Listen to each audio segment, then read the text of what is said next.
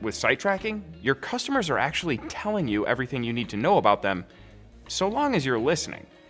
Individual problems might you be facing that site tracking can help you solve and help you better know your customers. First of all, how do you know which of your contacts are visiting your website? That would be a pretty useful thing to know, the specific people who are engaged. They're much more likely to be contacts that will become customers. Next, what are those contacts interested in? It's also pretty useful. Site tracking makes note of that, so you can use it later. Again, if you know what people are interested in, you know what you want to talk to them about. We needed extra funds, and we decided to do a crowdfunding campaign. And we also decided to do that with our customers and with our taxi partners. So we had a big list, and already an ActiveCampaign with a pretty big list of our contacts. And we shouted out that we had this crowdfunding campaign. But what we actually wanted to know is like, okay, who is really interested to possibly invest in us, and how can we manage that? Because we can take a look at the open rate or to see there was not much to see if we don't use site tracking. So what we did, we implemented the site tracking and also used the lead scoring technique to find out who actually not only was clicking on the link, but actually really dived a little bit deeper into our website and to see if they're really interested in possibly investing at our site. Well, it worked out very well. So within 2 months, we raised about €500,000.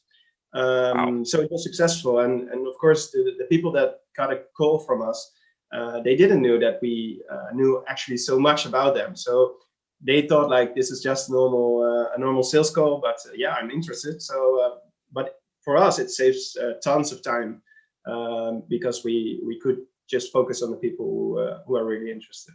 How do you automate based on this? Again, what we're about to show you is how it works in ActiveCampaign, so this might differ from solution to solution, but here's what we can do. Open up that automation builder and start building an automation. You're going to be asked to pick an automation start trigger, and you should select this one, Contact Visits a Page.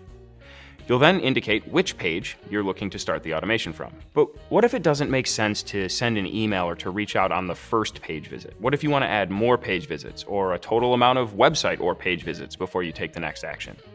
Have no fear. You can add conditions regarding site tracking data here, whether it's multiple visits to your website in general or to a specific page, or maybe you want to create multiple automations that send specific messages based on either of those conditions. You can do that. And the best part is the messages that you're about to send are relevant. Why? Because you're listening. Remember, marketing is a conversation, and all good conversationalists know the best way to be interesting is to be interested. You can't just talk about what you want to talk about all the time. What about what they want to talk about? Let's say you're an e-commerce business. You could use site tracking to trigger a message with a coupon code to send 30 minutes or so after a contact views a product page of your site, but doesn't make a purchase. Or maybe you can use it to apply a tag to note a contact's interest and begin a targeted follow-up sequence after 2 or more visits to a specific product category. But why stop there? Maybe you want to create a split path in an automation so that you treat a contact differently if they've already viewed a certain page of your site. Want to use site tracking to qualify potential customers? You can automatically move contacts to another stage of your sales pipeline when they view 3 or more important pages of your website, like your pricing, your products, or your demo pages. Why not tie it into your contact or lead scoring system? Hint, we're covering that topic later this season, but you could increase or decrease a contact or lead score on the basis of visits and views of specific pages. Still not satisfied? Well, why not personalize the content of your campaigns based on what categories of your site a contact has repeatedly viewed using conditional content? The base for us is that we just track engagement. So this is good for the health of the contact list. So we just check to see if people are logging in at our website, if they are at least do something or make a booking or just be coming to our website and be a little bit more interactive with our brand. And what we do is when people are trying to fallout of this engagement score, and if we're trying to, if we are losing them, we do a final voucher. We give them a final voucher with a discount. And if they don't interact on that part, it's not necessary that they need to do a booking, but we just want to see some kind of interaction.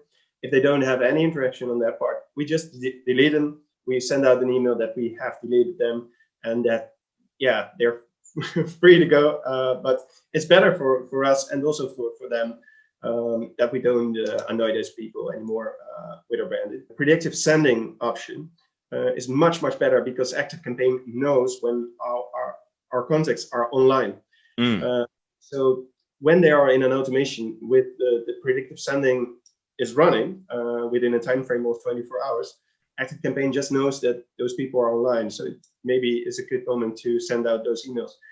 The taxi partners that wants to become a partner, that we track a little bit more information about them, if they are really interested or if they are a little bit less interested. And it's also just to fill in our integration with Pipedrive, just to give them a little bit more amount of information about the lead scores they are getting, and just to get the people from sales get a little bit more munition to see if someone is a really hot lead, or if it's just someone that is just browsing around. If people have complaints on a ride, we can track after the ride has taken place. We ask them how it was, and if it was not the way they wanted to be, they go to a form on our website. They can fill in a complaint, and we just will be notified if they fill it in, but also if they just were on that page, or that they did something about that. And we start a webhook that is just pushing this information into our own API, and we chain it with the right taxi company, so that we have some kind of point system, that we can find out which kind of taxi companies are doing good and which are doing a little bit less good, and that we can also act on that, and that we can just be sure that the service by us is the high standard that we are seeking for. Especially site tracking helped our sales team a little bit better, because we have more background info about what people are doing on our website and how engaged they are actually. It also helped us with the health score of our lists, to just delete people that are really not engaged anymore. Site tracking is a powerful tool for you to use to better understand your individual contacts, right? Who are they? What are they interested in? And how interested are they? This information is like gold in terms of its value for your use in future communications, right? It lets you reach out at the right time about the right thing, the thing that you know they're already interested in. Because the customer experience comes down to two things. How well do you know your customer? And how well are you able to set, meet, or exceed their expectations? Now, site tracking tells you what they're interested in. That lets you meet their expectations about what they want to hear from you about. This information is yours, right? It's happening on your website and your pages. It's not information coming from some third-party source, but rather information that you can use regardless of what happens on the social media platforms or however the Google algorithm changes. Your customers are talking to you, not always with words or with messages or with comments, but with their actions. Now, my dad has a saying. He says, listen to what people do, not what they say. And that's what site tracking does for you. Site tracking is your ears. It's your digital listening system. What are your customers saying?